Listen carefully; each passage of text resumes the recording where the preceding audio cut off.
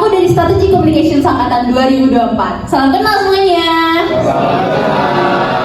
Nah, sebelumnya aku punya 2 pertanyaan. Tapi nanti yang angkat tangan di pertanyaan pertama, tolong untuk tangannya ditahan di atas dulu sampai instruksi kedua aku atau pertanyaan kedua aku. Paham? Oke, keren banget nih, langsung pada paham. Sebelum mulai ke pertanyaannya, kalian sadar gak sih kalau kita ini udah di penghujung tahun 2025? Sadar gak? Iya. Tapi kayak gak berasa gitu kan? Nah, biasanya nih kalau awal dari pergantian tahun, kalian pasti buat resolusi tahun baru kan? Yes. Ya, pasti kalian pada buat kan? Nah, mulai dari sesimpel kayak tahun depan aku mau berhenti deh jadi orang-orang yang suka nunda atau malas. Abis itu pasti kalian pernah kan buat apa sih namanya resolusi atau kepikiran setidaknya untuk membuat perubahan, ya kan? Nah, sekarang aku mulai ke pertanyaannya ya. Yang pertama, siapa di sini yang pernah bikin resolusi tahun baru mengatakan? Ditahan ya teman-teman. Oke. Nah, pertanyaan yang kedua. Sekarang tangan kalian pertahanin kalau kalian beneran terapin resolusi kalian di awal tahun itu. Turunin kalau misalnya ternyata nggak diterapin lagi. Boleh diturunin? Oke. Ada 2 orang yang angkat tangan, boleh tepuk tangan buat teman-teman kalian.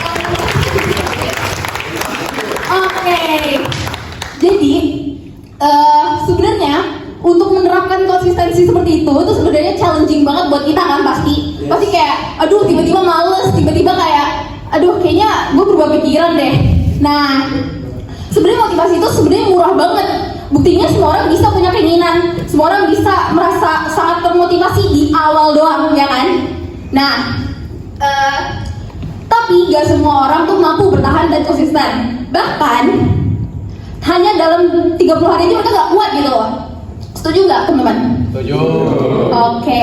Nah, maka dari itu aku mengajak nih kalian buat sadar sebenarnya konsistensi itu jauh lebih berharga loh daripada motivasi. Karena faktanya motivasi itu hanya membuat kita sekedar memulai gitu loh. Tapi untuk nyampe ke tujuannya kita nggak mungkin kan cuma berpatokan dengan motivasi itu sendiri. Ya kan? Pasti kalian butuh konsistensi kan? Kayak Genta sama Mas Eli yang tadi beneran konsisten gitu loh. Nah, jadi kalau dianalogiin konsistensi itu kayak orang yang bilang mulai besok aku mau diet deh. Tapi begitu ngeliat kayak mie ayam, bakso atau apa kayak kayaknya besok aja deh. Ngerti kan? Jadi ini bentuk motivasi itu sendiri. Nah, kalau konsisten itu tuh kayak skincare. Skincare gak bisa kan kalian pakai kayak cuma sekali 2 kali langsung kayak kelihatan kayak Lee Min Ho atau kayak Enwo, gak bisa kan? Kalian mesti konsisten dalam menggunakannya. Nah, ada satu hal yang paling kita sering lupa, kalau konsistensi itu bakal ngebentuk kebiasaan kita. Kalian setuju kan?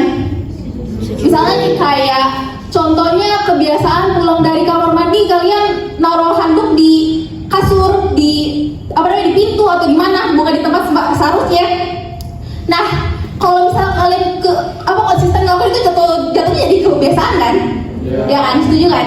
Setuju. Nah, pasti awal-awal kalian ngelakuin kayak naruh handuk sembarangan itu bakal kayak, aduh yaudahlah kali ini aja gue buru-buru soalnya mesti cepet-cepet pergi, handuknya yaudah taruh aja gitu kan. Nah, dari sini tuh kita harus sadar kalau itu bukti dari apapun yang kita lakukan secara konsisten, mau itu baik atau buruk, lama-lama menjadi satu hal kebiasaan yang membentuk kita. Makanya penting banget untuk sadar bahwa kalau kita mau jadi versi terbaik, yang perlu kita adopsi itu latih buat kita nggak semangat mendadak doang, tapi kebiasaan baik yang diulang setiap harinya. Karena perubahan itu gak lahir dari satu niat yang besar itu sendiri, tapi dari hasil kecil yang diulang terus secara setiap hari atau repetitif. Dan bukan berarti motivasi itu gak penting, tetap penting karena motivasi itu titik awal dari kita memulai suatu plan. Nah, supaya kita gak berhenti kayak di niat doang, kita tuh harus beneran put effort into it. Nah, setelah speech ini aku berharap kalian tuh mulai mempertanyakan gitu pas lagi rebahan atau apa, kayak kalau kita tuh gak butuh ledakan semangat itu atau motivasi itu, tapi kalian tuh perlu untuk paham kalau satu langkah kecil aja tuh bermakna buat kita.